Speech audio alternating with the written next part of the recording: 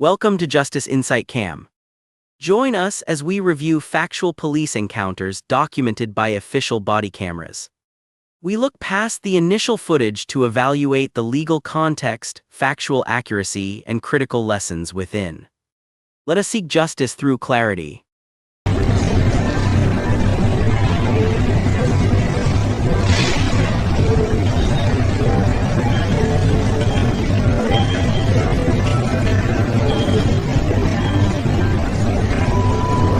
The signature hit the paper so softly, it almost didn't sound like anything. Just a pen moving.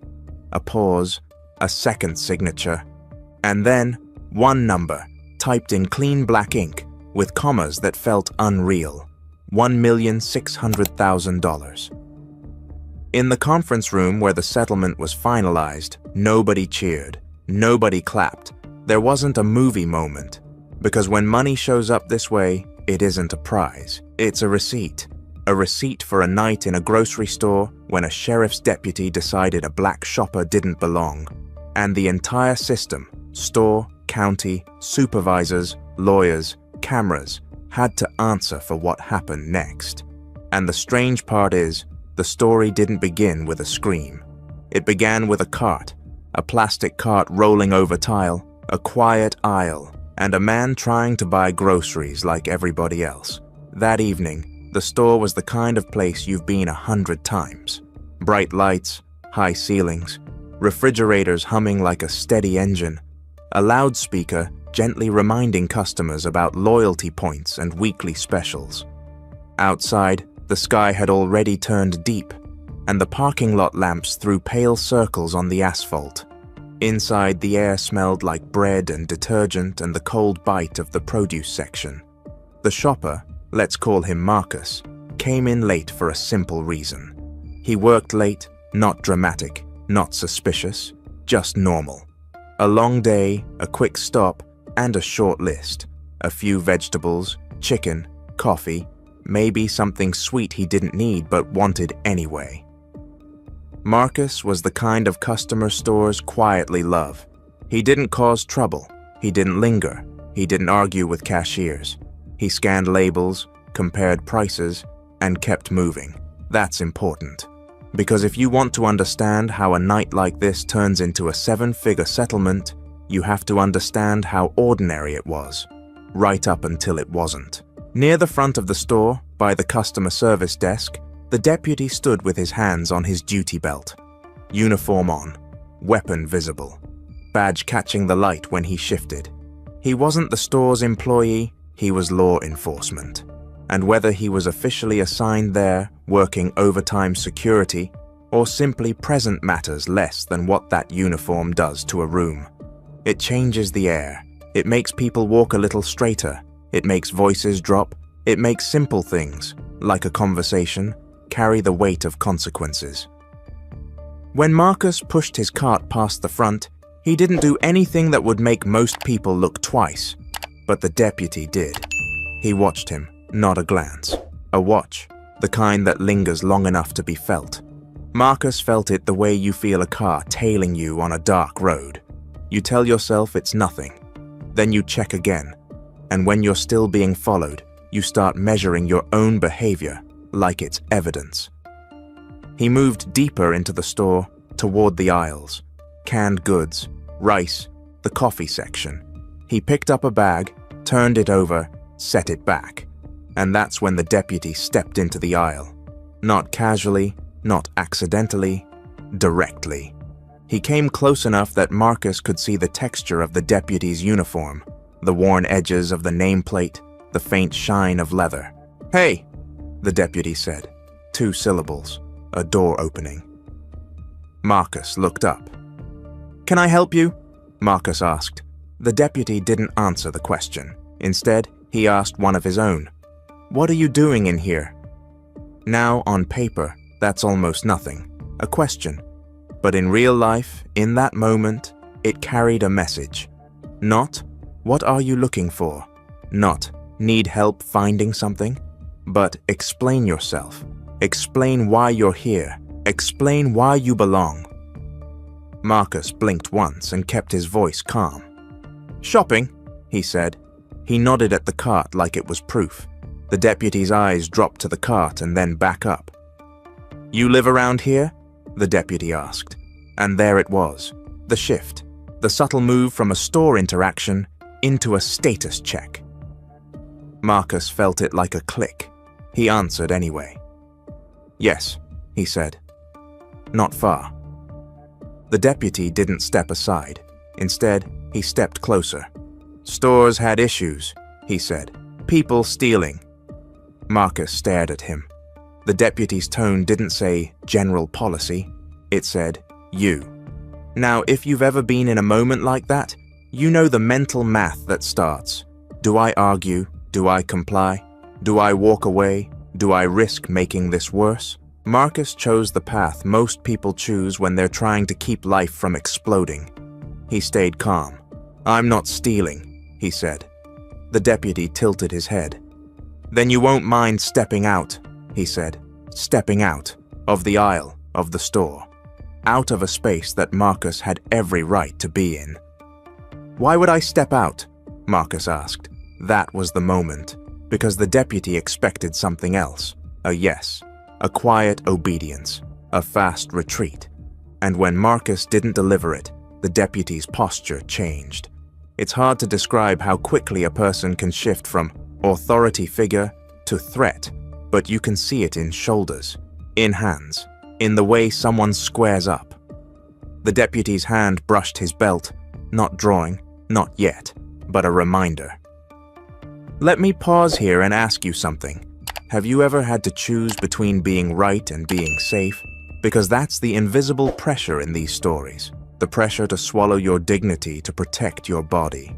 And if you care about how these situations end, if you care about accountability and how truth gets proved, hit like, subscribe, and tell me where you're watching from.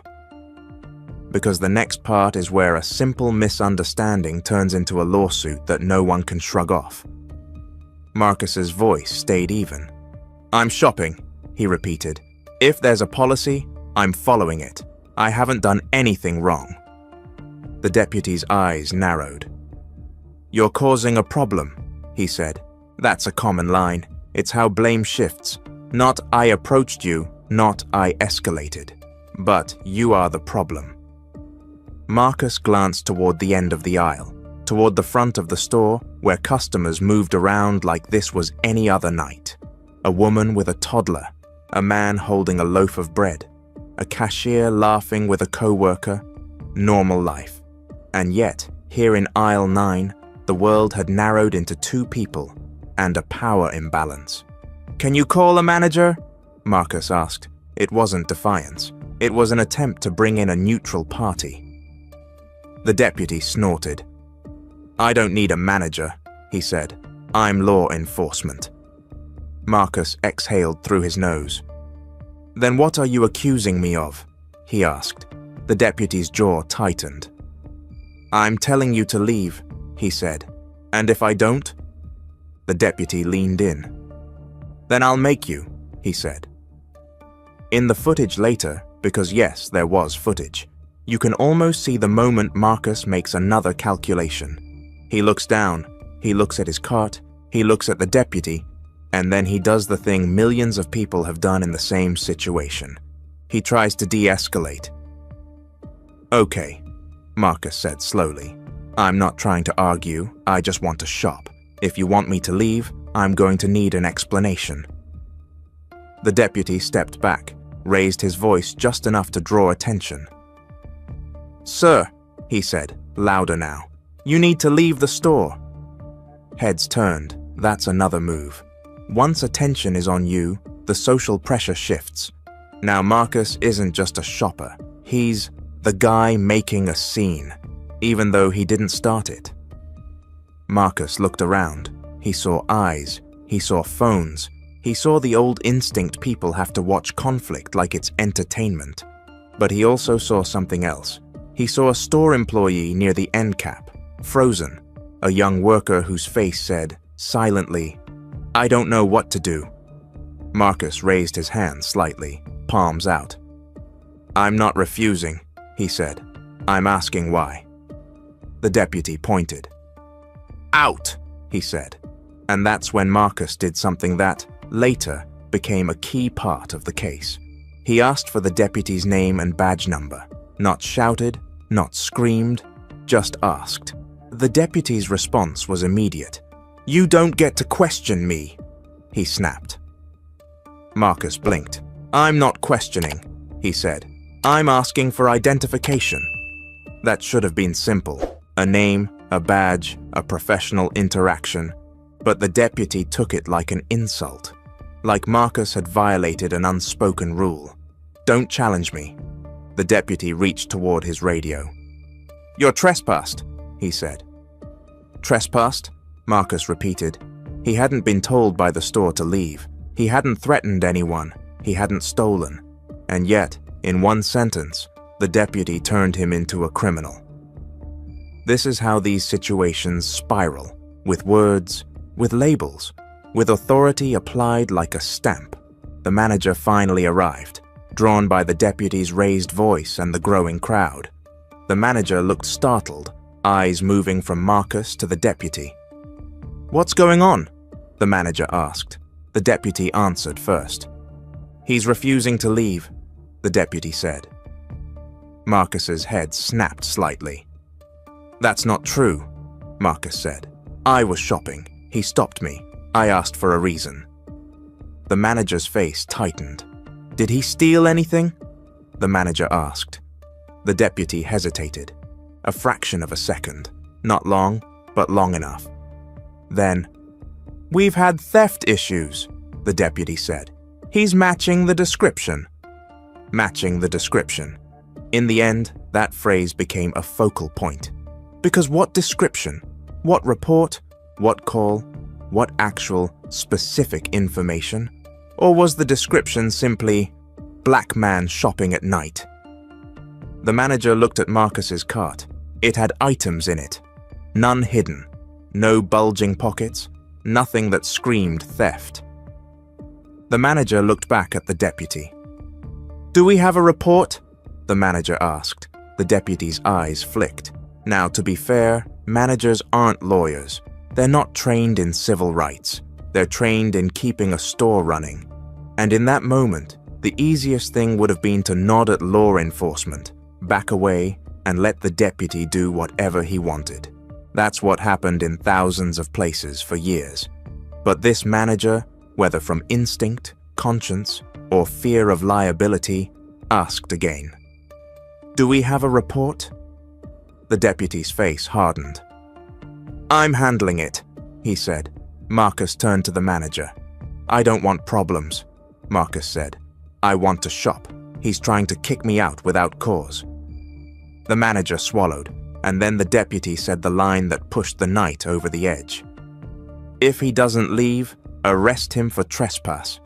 He said it like it was routine, like ordering coffee, like Marcus's freedom was a switch on the wall.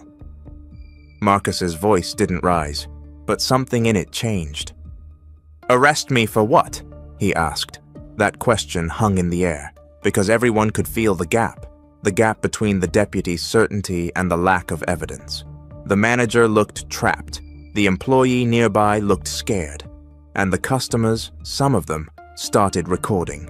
That matters, because the modern courtroom doesn't just live in a courthouse, it lives in pockets, on cameras, in security footage, in body-worn video, in digital trails. The deputy demanded Marcus's AD. When Marcus asked why, the deputy stepped into his personal space again. The words got sharper, the deputy's tone got heavier, and Marcus, still trying to keep control, did what people often do when they sense the danger of silence. He narrated. He said, out loud, calmly, "I am shopping. I have not stolen anything. I am being told to leave without a reason. I am requesting a supervisor." It wasn't for the deputy, it was for the record, and that was the turning point. Because once someone starts making a record, the story changes. Suddenly, it isn't just a moment, it's evidence. Later, in the lawsuit filings, the key question wasn't, did the deputy have a bad day? It was, Did the deputy have lawful grounds to do what he did? In plain terms, it comes down to a few simple principles. A person has the right to be in a public business and buy groceries without being treated like a suspect because of their race. Law enforcement can't invent probable cause because their pride got bruised. And a store can't hide behind "we didn't mean it" if it allowed someone with a badge to enforce discrimination on its floor. But those principles are easy to say. They are hard to defend in the moment. Because in the moment, what Marcus saw was a weapon, a uniform, and a deputy willing to escalate. The deputy radioed. Another unit arrived. Now it was 2, and when 2 officers show up for one shopper in a grocery aisle, the message becomes loud even if nobody is shouting. The message is, "You are outnumbered." Marcus asked for a supervisor again. The deputy refused. The deputy insisted Marcus leave. The manager, caught between fear and fairness, finally said something that would later be replayed 100 times. "Sir," the manager told Marcus, "maybe just go for tonight. Maybe just go." The words people say when they want the problem to disappear. But that's how rights get eroded, not with dramatic laws, with quiet pressure, with "just go." Marcus looked at the manager. "I'm not causing a problem," he said. "I'm trying to live my life." And then he did what he probably didn't want to do. He left, not because he was guilty, because he was smart, because he understood the risk, because he chose to survive the night. Outside, in the parking lot, under those harsh lights that make every car look pale and every shadow look suspicious, the deputy followed. Marcus walked toward his vehicle. The deputy called out. "Don't come back," he said. "You're trespassed." Marcus turned, held his phone up. "State your name," Marcus said. The deputy's voice cracked. "Stop recording," he snapped. And then the deputy did something that, in any responsible department, should set off alarms. He made a claim. He told the other unit that Marcus had been uncooperative and aggressive. Aggressive, that word. A word that can justify anything if people accept it without proof. But the cameras didn't. The security footage showed Marcus calm. The phone videos showed Marcus calm. The store's own audio captured the deputy escalating. And that's why, the next day, what could have stayed a story, told quietly at a dinner table, became something else. A complaint, a formal report, a demand for the footage, a request for the deputy's body cam, a letter from a lawyer. And then, because institutions move like heavy machinery, weeks of denial. The county's first response was predictable. They framed it as a misunderstanding.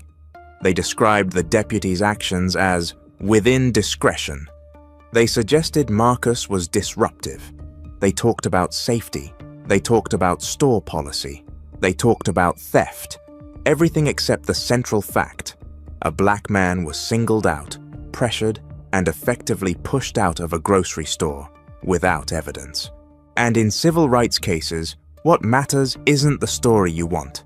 It's the record you have. Marcus's lawyers asked for everything.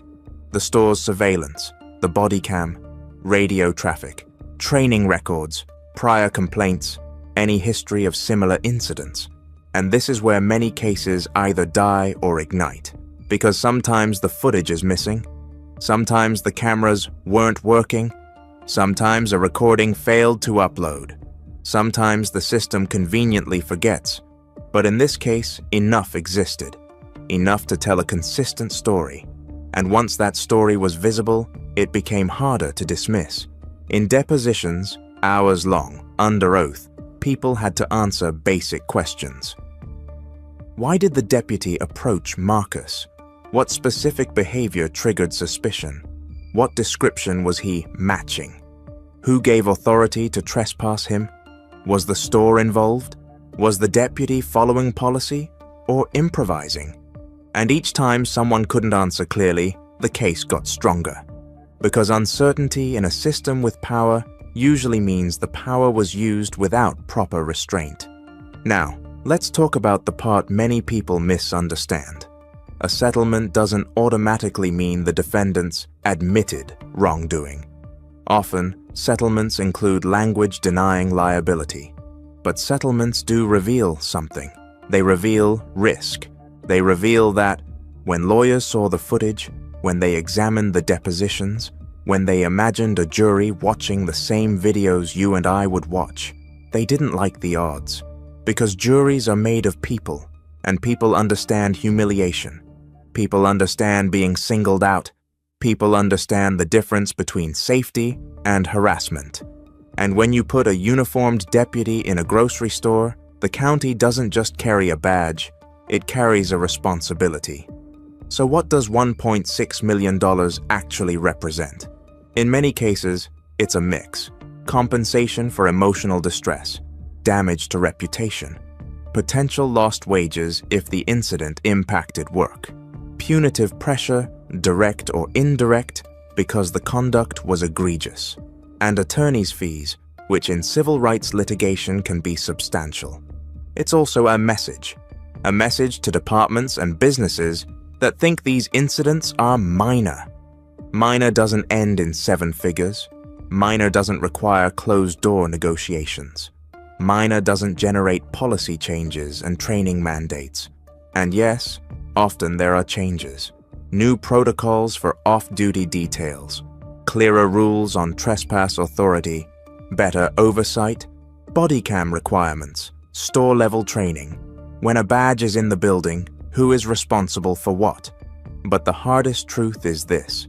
Those changes tend to happen only after harm, after a person's dignity is treated like collateral, after cameras force the system to look at itself. Marcus, for his part, didn't become famous. He didn't go on a victory tour. He didn't turn it into a brand. He went back to living, but living with a memory that doesn't fade easily. The memory of walking into a store to buy groceries and being treated like a threat. The memory of how quickly normal life can be turned into an interrogation. The memory of the way people watched, some sympathetic, some silent, some indifferent. And maybe the most painful part, the memory that if he hadn't stayed calm, if he'd raised his voice, if he'd moved too quickly, if he'd reacted like a human being under pressure, this story could have ended with something far worse than humiliation. It could have ended with handcuffs, or injury, or a headline that never gets corrected. That's why these stories matter. Not because they're dramatic, because they're fragile, because the distance between shopping and suspect can be one person's bias. So here's the question I want to leave you with. If you had been in that aisle, if you had heard the deputy tell Marcus to leave, with no evidence, no report, no reason, what would you have done? Would you have spoken up? Would you have recorded? Would you have asked the manager why a badge gets to decide who belongs? Or would you have looked away and told yourself it wasn't your business?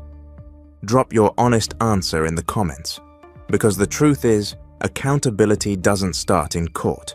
It starts in the moment when somebody decides the rules apply to everyone, including the people enforcing them. Thanks for staying until the end. If this review offered a fresh viewpoint, please like, share, and subscribe to Justice Insight Cam. Stay alert, stay out of harm's way, and we will catch you next episode.